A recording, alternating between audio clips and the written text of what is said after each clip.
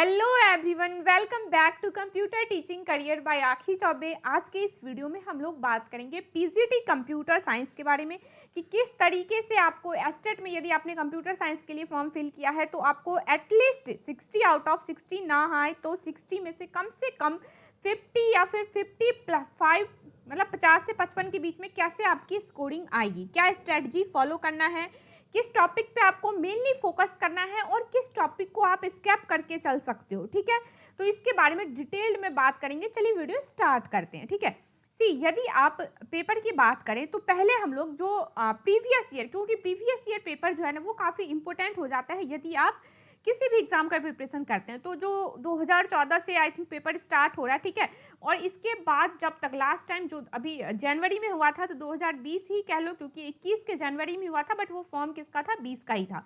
तो अब तक के पेपर को एनालाइज करके जो जो टॉपिक इंपॉर्टेंट है उसको मैं पहले डिटेल में बता देती हूँ आप लोगों को, फिर उस टॉपिक के अंदर क्या क्या सब टॉपिक पढ़ने हैं उसके बारे में भी बात करेंगे। ठीक है, तो यदि सबसे ज़्यादा वेटेज आता है किसी का आपके पेपर में तो वो जो टॉपिक है आपका वो है आपका एमएस ऑफिस।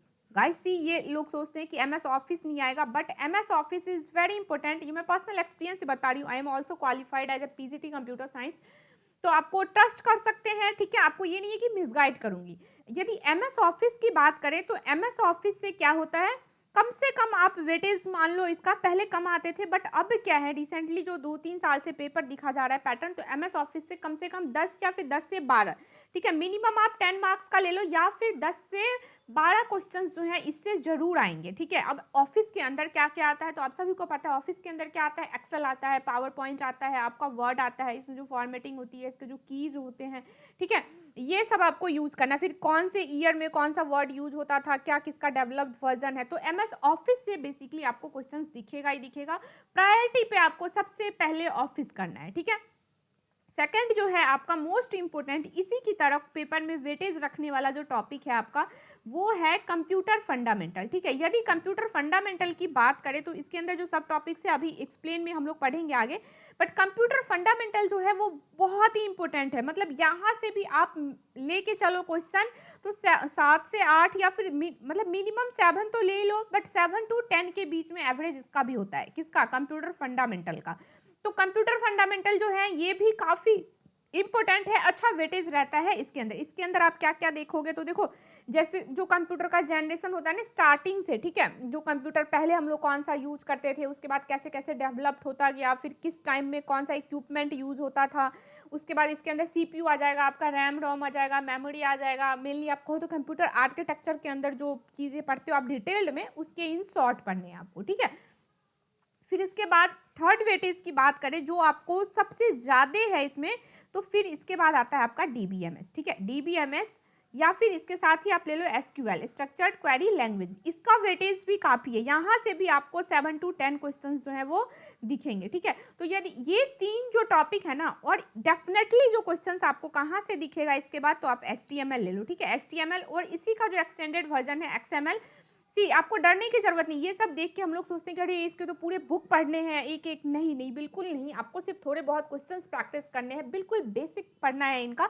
तो एचटीएमएल और एक्सएमएल के जो थोड़े बहुत स्टार्टिंग के, लाइक इसमें आप कौन सा वर्जन यूज करते हो, कैसे किस कोड को रिप्रेजेंट करते हैं, ठीक है, तो ये जो जरूरी है। ठीक है, तो एचटीएमएल एक्सएमएल यदि आप इन 4 चीज को कर लेते हो तो इस बात की मेरी गारंटी है कि आप 30+ स्कोर तो इजिली कर लोगे यहाँ से ही। ठीक है, 30+ स्कोर आपको सिर्फ इन 4 टॉपिक्स को करने से मिल जाएंगे। तो इसको रख लो आप, भी आई या फिर आप कितने भी लगा लो इसमें, भाई उतने ही इंपॉर्टेंट है ये।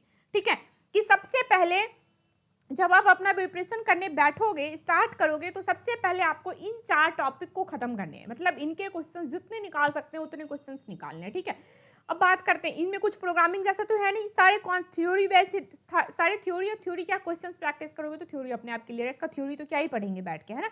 तो बहुत ही इंपॉर्टेंट है गाइस, यदि ये आपने कर लिया ना, और 90 मार्क्स ही तो लाना है आपको पास होने के लिए। ठीक है, तो इससे यदि आप 30-35 नंबर भी ले आते हो और वहां से आप 50-60 के बीच में भी ला रहे हो तो एस्टेट तो इजिली क्लियर हो जाएगा, है ना। तो इसलिए देखो ये बहुत इंपॉर्टेंट होता है, इन टॉपिक्स को आप करना ही करना है। इसके बाद नेक्स्ट बात करते हैं कि इसके अलावा कौन से टॉपिक हैं। ठीक है, तो इसके अलावा जो आपको पढ़ना है, इसके बाद यदि आप मान लो यहाँ पे, तो आप डेटा स्ट्रक्चर मान लो। ठीक है, यहाँ से भी वेटेज अच्छा होता है। मतलब 5 से 7 नंबर, यहाँ से भी 5 क्वेश्चन तो आप मान लो कि आएंगे ही आएंगे, ठीक है। तो 5 क्वेश्चन का मतलब है कि वो इंपॉर्टेंट है आपका, ठीक है।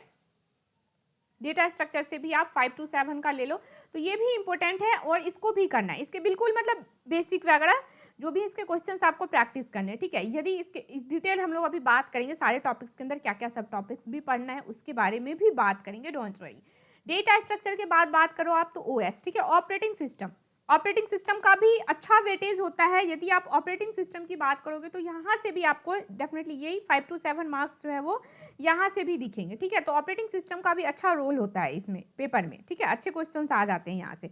देखो पहले तो आपको ये करने हैं, कुछ नहीं सोचना है, पहले आपको इन टॉपिक्स के जितने क्वेश्चंस आपको जहाँ से भी मिल रहा है ना, फ्री में, वेबसाइट से, कहीं किसी चैनल से, कोई भी मॉक टेस्ट, कोई भी सीरीज प्रोवाइड कर रहे हैं, कोई फ्री क्लासेस दे रहा है, तो आप यहाँ से सीधा क्वेश्चंस प्रैक्टिस कर लो, बहुत हेल्पफुल होता है।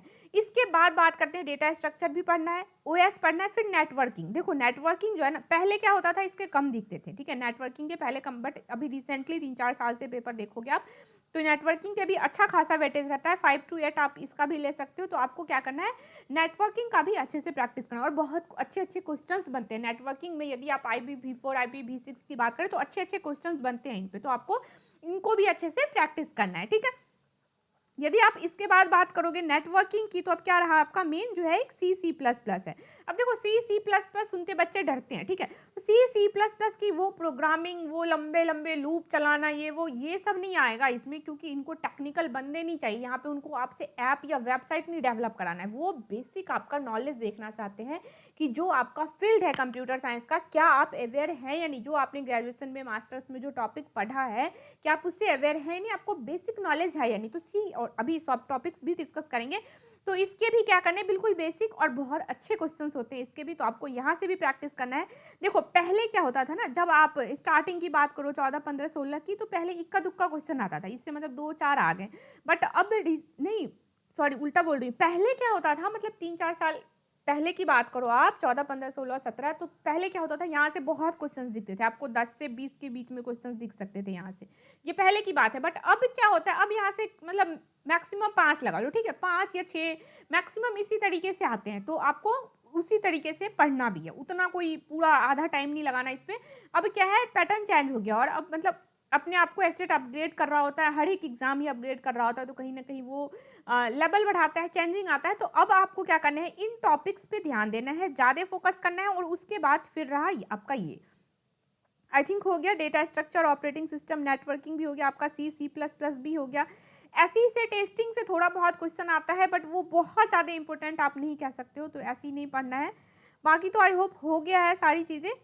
अब अगर ऐसा कुछ होगा तो मैं आपको आगे डिटेल में बता देंगे। हाँ, एक होता है एब्रीविएशन आपका, ठीक है, जो फुल फॉर्म होते हैं ना, फुल फॉर्म्स, ये बहुत इंपॉर्टेंट है, ठीक है। फुल फॉर्म्स आपके जरूर आएंगे, यानी लगा लो मतलब 2 से 3 मार्क जो है ना, इसके लिए तो आप रख दो, 2 से 3 फुल फॉर्म तो आपको दिखेंगे ही दिखेंगे।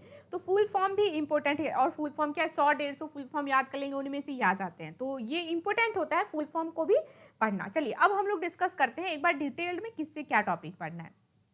ये रहा आपका, बिल्कुल जो कहते हैं ना, जैसे मतलब हमारी लाइफ के लिए क्या होता है, सबसे इंपॉर्टेंट क्या होता है, मान लो हमारा हार्ट होता है, ठीक है, सबसे लाइफ इंपॉर्टेंट क्या होता है, हमारा हार्ट होता है। मतलब ये नहीं कहते कि बिल्कुल जान है वो उस इंसान का, तो इसी तरीके से इस एस्टेट कंप्यूटर साइंस का जो जान है ना, वो है आपका कंप्यूटर फंडामेंटल, राइट। यदि ये जो टॉपिक्स यहाँ मेंशन है, यदि आपने ये टॉपिक्स कर लिए, तो मैं कह रही हूँ आपको 35 मार्क्स जो है ना, आप यहीं से स्कोर कर लोगे, आपको आगे बढ़ने की फिर जरूरत नहीं है, इन्हीं टॉपिक्स के क्वेश्चंस को आप बस कर लो, ठीक है।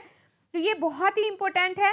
अब बात करते हैं, देखो इसके अंदर क्या पढ़ना है, कंप्यूटर की हिस्ट्री पढ़नी है ना, जैसे किस ईयर में कौन सा कंप्यूटर था, कैसे कैसे डेवलप हुआ, पहले ट्यूब थे, फिर हमने IC यूज किया, फिर उसको भी हमने ट्रांजिस्टर्स वगैरह, फिर IC में यूज किया, फिर चिप यूज करने लगे, अब आर्टिफिशियल आ गया है ना, AI आ गया। तो इस तरीके से क्या जनरेशन वाइज क्या चेंजेज आए वो पढ़ना है। फिर आपका CPU, उसके जो पार्ट्स हैं वो सब पढ़ने हैं, रैम रोम। देखो कंप्यूटर फंडामेंटल के अंदर यहाँ पे CA कंप्यूटर आर्किटेक्चर का भी टॉपिक्स आ जाता है, तो CA की कोई बुक तो पढ़नी नहीं है, इसलिए मैं CA नहीं बता रही हूँ यहाँ पे, ठीक है। सारे टॉपिक्स ही मैंने यहाँ पे मेंशन कर दिए हैं।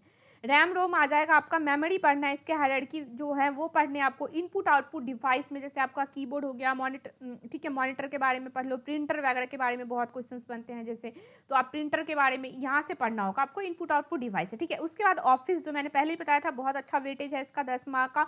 10 से 12 मार्क। तो एमएस ऑफिस के अंदर देखो आपको वर्ड करना है, एक्सेल करना है, पावर पॉइंट करना है, ठीक है। और कहीं ना कहीं यहाँ पे मैंने विंडोज आई थिंक नहीं है, हाँ यहाँ पे कुछ क्वेश्चन जो है ना वो विंडोज से भी दिखते हैं, तो आप इसको भी लिख लो यहाँ पे, ठीक है।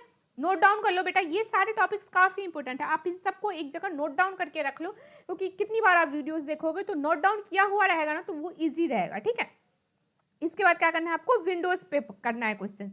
इसके बाद आपको HTML और XML के जो MCQs होते हैं उनको अटेम्प्ट कर लो, और फिर कंप्यूटर एब्रीविएशन जो फुल फॉर्म है वो आपको देखना है, ठीक है। तो मैंने पहले बताया इसके वेटेज काफ़ी अच्छे हैं, और सबसे पहले बहुत ही इंटरेस्ट आ जाएगा आपको प्रिपरेशन करने में जब आप ये चीज़ें पढ़ोगे ना। कई बार क्या होता है, देखो जो चीज़ें हमें नहीं आ रही होती है या फिर बहुत पहले पढ़े हैं भूल गए हैं, तो क्या होता है उन चीज़ों को पढ़ते पढ़ते नींद आ जाती है और इंटरेस्ट ही नहीं आता। ये वैसे टॉपिक्स हैं, वैसे क्वेश्चन हैं जिनसे आपके अंदर एक मतलब पॉजिटिविटी आएगा, क्योंकि आपको यार ये तो आता है, ये तो आता है। अब जब ये चीज़ें आती हैं, जब इंटरेस्ट आएगा आपका उन चीज़ों को पढ़ने में, तो आपको क्या, आप इंजॉय करोगे, और फिर आपके अंदर एक पॉजिटिव वाइब्स होता है, अरे मैं तो इजीली क्लियर कर लूँगा, और फिर आप आगे क्या है पढ़ाई करते चले जाओगे। तो ये वो टॉपिक्स है जहाँ से आपको स्टार्टिंग करनी है और बिल्कुल अपना बेस्ट देना है। चलो अब नेक्स्ट टॉपिक की बात कर लेते हैं एक बार डिटेल में। तो DBMS, ठीक है, DBMS इसका भी अच्छा वेटेज है। इसमें क्या पढ़ना है, तो इसके बेसिक जो इंट्रोडक्शन है थोड़े बहुत, फिर ठीक है नॉर्मल फॉर्म की वगैरह, की में फॉरेन की, कैंडिडेट की। अब टेबल दे दिया, जैसे मान लीजिए इसमें कौन सा फॉरेन की कौन सा कैंडिडेट की आइडेंटिफाई करना है, तो ये सब आ सकता है। रो के बारे में कुछ एक क्वेश्चंस बनते हैं, कॉलम, टप्पल, एंटिटी के बारे में, कार्डिनलिटी, जैसे दो टेबल दे रखे हैं आपको, उसको कार्डिनलिटी फाइंड करना है, एट्रीब्यूट के बारे में, और फिर SQL से बिल्कुल बेसिक, ठीक है। मान लो आपको कोई क्वेरी दे रखा है, उसका रिजल्ट पूछ रहा है, या फिर रिजल्ट ही दे रखा है, वो आपसे क्वेरी टाइप करवा रहा है, तो इस तरीके से, या फिर SQL के कौन सी लैंग्वेज हम लोग यूज़ कर रहे हैं, इसमें थोड़े बहुत बिल्कुल बेसिक आता है इन सब चीज़ों का, ठीक है। तो डेटा इस DBMS के अंदर आपको ये सब पढ़ने हैं, है ना।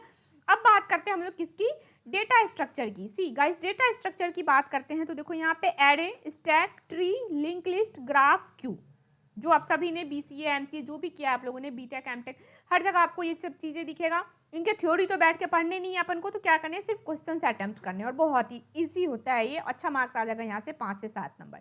अब बात करते हैं ऑपरेटिंग सिस्टम की, तो ये इंपॉर्टेंट है और इसके क्वेश्चन बड़े ही ईजी होते हैं। इसके जो टाइप्स हैं, इसके प्रोसेस के बारे में, एल्गोरिथम, इसकी जो कॉम्प्लेक्सिटी वगैरह होती है, और इसमें जो एक ये है ये बहुत इंपॉर्टेंट है, इससे डेफिनेटली क्वेश्चन दिखता है, तो आप डेडलॉक ना छोड़े, डेडलॉक कर ले जरूर, ठीक है। जो कंप्यूटर फंडामेंटल वाले में मैंने टॉपिक लिखा था ना, वो सारे VBI टॉपिक है, जरूरी नहीं सिर्फ फंडामेंटल ही, तो वहाँ पे आप डेडलॉक भी मैंशन कर लो, यहाँ पे मैं बता देती हूँ, ठीक है। इसमें एक बार डेडलॉक भी मैंशन कर लो, क्योंकि डेडलॉक के क्वेश्चन डेफिनेटली आएंगे, हाँ यहाँ पे है ना, इसमें एक बार इंपॉर्टेंट टॉपिक में डेडलॉक आप मैंशन कर लो, क्योंकि डेडलॉक भी करने हैं आपको, जरूरी है, ये एग्जाम में जरूर आता है, ठीक है। अब इसके बाद बात करते हैं किसकी, नेटवर्किंग की, ठीक है। ये तो हमने कर लिया था, OS कर लिया। अब बात करते हैं नेटवर्किंग की, ठीक है। नेटवर्किंग थोड़ा सा टफ होता है, टफ इसलिए होता है क्योंकि इनके क्वेश्चंस जो है ना थोड़े से, जब वो एड्रेसिंग का क्वेश्चन पूछ लेते हैं तो थोड़ा सा बच्चे परेशान हो जाते हैं, या फिर सोचने लगते हैं, क्योंकि वो चीज़ें वो वैल्यू याद नहीं होती, बिट वगैरह। बट नेटवर्किंग के भी अच्छे वेटेज होते हैं, 5 से 7 नंबर है, तो यहाँ से भी क्वेश्चन आपको देखने हैं। तो अगर मान लो आपने 300-400 क्वेश्चंस आपने नेटवर्किंग के निकाले हैं, तो क्या एग्जामिनर इससे बाहर पूछ लेगा? बिल्कुल नहीं। तो आपको यही क्वेश्चंस तो कलेक्शन चाहिए, सिर्फ 300-400 यदि आपने क्वेश्चंस कहीं से भी नेटवर्किंग के प्रैक्टिस कर लिए ना, एक भी क्वेश्चन नहीं छूटेगा, आपको गारंटी है। चलो अब बात करते हैं प्रोटोकॉल के बारे में, इसमें आ जाता है जैसे ट्रांसमिशन मीडियम कौन सा वायर यूज़ कर रहे हैं, ये सब, टोपोलॉजी के बारे में, ट्रांसमिशन मोड कौन सा है, ये सब, फिर स्विचिंग के बारे में आपको इसमें आ सकता है, ठीक है। फिर बात करते हैं IPv4 IPv6 एड्रेस, इसमें कितने बिट होते हैं, कौन सा क्या टाइप है, ये ज़रूर आता है, ठीक है। ये एक इंपॉर्टेंट है, इसमें भी ये एड्रेसिंग मोड जो है ना यहाँ से ज़रूर आएगा। तो ये रहा आपका नेटवर्किंग। अब इसके बाद बात करते हैं लास्टली C++ की, ठीक है। C++ में देखो इसके बिल्कुल फीचर्स जो है, इसके कैरेक्टरिस्टिक्स क्या है, ठीक है। इसके जो रूल्स हैं, जो भी आपका जो ऑपरेटर वगैरह होता है, मान लो किसी चीज़ को आप डिफाइन कर रहे हो तो कहाँ से स्टार्ट करोगे, क्या स्टार्टिंग में माइनस दे सकते हो या स्टार्टिंग में 1 दे सकते हो, स्टार्टिंग में @ दे सकते हैं ना, इस तरीके के जो क्वेश्चन बनते हैं ऑपरेटर से रिलेटेड, फिर क्लास फंक्शन और प्रोग्रामिंग के बिल्कुल ही बेसिक, ठीक है। फ्रेंड फंक्शन वगैरह, इन सब चीज़ों से आपको यहाँ से क्वेश्चन दिखेगा। फिर बात करते हैं DE। देखो DE में एक जो सबसे कन्वर्जन है, यस लिखा तो है, ये रहा कन्वर्जन, इससे जरूर क्वेश्चन होता है। इसको भी आप फर्स्ट पेज, जो वहाँ पे मैं फिर से नहीं जा पाऊंगी इतना, तो आप वहाँ पे मेंशन कर लो किसको, कन्वर्जन को, इससे जरूर आता है, ठीक है। जैसे मान लो हेक्सा को ऑक्टा में बदलना है, हेक्साडेसिमल को आपको बाइनरी में बदलना है, ठीक है, बाइनरी को आपको डेसिमल में चेंज करना है, तो ये जो कन्वर्जन है ये इंपॉर्टेंट है, ये देखना है आपको, ठीक है। उसके बाद लॉ हो गया, जैसे कम्यूटेटिव लॉ हो गया, आपका आइडेंटिटी लॉ हो गया, तो ये सब जो लॉ है ये इंपॉर्टेंट है आपका। फिर वंस एंड टूस कॉम्प्लीमेंट बहुत ईजी होता है गाइस, आप सबको निकालने आएगा, तुरंत सीख लोगे अगर भूल गए हो तो। फिर है मिनिमाइज करना एक्सप्रेशन को, के मैप गेट के बारे में पूछता है, और फ्लिप फ्लॉप, ठीक है। तो ये हो गया आपका डी। अब इसके बाद देखो क्या है, अब इसके बाद देखो ये जो हमने टॉपिक्स डिस्कस कर लिए, इसके बाद कुछ एक और टॉपिक्स रहते हैं। यदि इन सब चीज़ों के बाद भी आपके पास टाइम है, या कुछ बच्चे होते हैं बहुत ही मतलब एडिक्ट होते हैं पढ़ने के, अरे और पढ़ूंगा, तो उनमें ना ये सब टॉपिक भी आप देख सकते हो, ठीक है। इक्का दुक्का आपको यहाँ से भी क्वेश्चन दिख सकता है। तो एक हो गया आपका इसमें addressing mode, memory management testing से भी दिख सकते हैं, और एल्गोरिथम जो एल्गो के कॉम्प्लेक्सिटी वगैरह होता है वर्स्ट केस में, बेस्ट केस में, एवरेज में, तो ये सब आप निकाल सकते हो। इसके बाद फिर आपका सॉर्टिंग, ठीक है। सॉर्टिंग में जैसे इंसर्शन सॉर्ट हो गया, आपका बबल सॉर्ट हो गया, मर्ज सॉर्ट हो गया। तो ये क्या है, यदि आपके पास बहुत ज़्यादा टाइम है ना, तब आप इन सब चीज़ों को भी बैठ के, इन टॉपिक्स को भी बैठ के पढ़ लेना, अदरवाइज कोई ऑप्शन नहीं है। यदि मैंने जो स्टार्टिंग में ही बताया था आपको, मोस्ट इंपॉर्टेंट है वो क्या है आपका, ये चीज़ है, ठीक है। इसको यदि आपने कर लिया तो 30-35 नंबर यहीं से आ जाने हैं। उसके बाद जो अभी टॉपिक्स बताएं, अब बात करते हैं कि इसको कहाँ से पढ़ेंगे, क्योंकि जब भी आप देखो सर्च करो कहीं पे भी, यूट्यूब पे और किसी प्लेटफॉर्म पे, तो भाई साहब वहाँ तो कोर्स ही मिल रहे हैं 5,000 के, 7,000 के, पता नहीं कितने महंगे महंगे। तो मैं अपनी पर्सनल एक्सपीरियंस से आपको बताती हूँ कि कहीं पे भी आपको 1 रुपये खर्च किए बिना भी आप एस्टेट पीजीटी कंप्यूटर साइंस का इजीली क्लियर कर सकते हैं, क्योंकि ये तो एक एलिजिबिलिटी है। यहाँ पे कोई नंबर बहुत लाना मैटर नहीं करता, 90 नंबर ही तो लाने हैं, पास हो जाओगे। कंप्यूटर पे यदि आपका कंट्रोल बहुत अच्छा है ना आपके सब्जेक्ट पे, तो क्योंकि एस्टेट पास करने के बाद आपकी एक और एग्जाम होगी स्क्रीनिंग की, तो उस स्क्रीनिंग के लिए आपको हेल्पफुल होगा। तो यदि आप अच्छे से पढ़ते हो तो वहाँ पे ही ये सारी चीज़ें हेल्प करती हैं, ठीक है। अब बात करते हैं कहाँ से आप पढ़ोगे, तो बिल्कुल हमारे इसी चैनल पे मैं ही आप लोगों को प्रिपरेशन कराऊंगी, क्योंकि मैंने भी ये सारे एग्जाम्स दिए हैं और बहुत अच्छे, मतलब हमारे लिए जो सबसे इम्पोर्टेंट होता है वो ये होता है कि आप क्वेश्चंस कितनी प्रैक्टिस करोगे। गाइस कई बार पता है क्या होता है कि हम लोग ना बुक, मान लो आप कितनी बुक खरीदोगे, कोई पूछता है कोई बच्चा कि मैम इसके लिए अच्छी सबसे बेस्ट बुक बता दो। अरे बेस्ट बुक क्या ही बता दूँ, मतलब एक बुक हो कोई तो आप बता दो। अब मैं आपको बोल दूँ कि मेमोरी का एक बुक अलग ले लो, ठीक है, DBMS का अलग ले लो, OS का अलग ले लो, क्योंकि बुक तो ऐसे ही आ रहा है, CA का बुक अलग ले लो, तो आप क्या सारे बुक खरीदोगे पहले?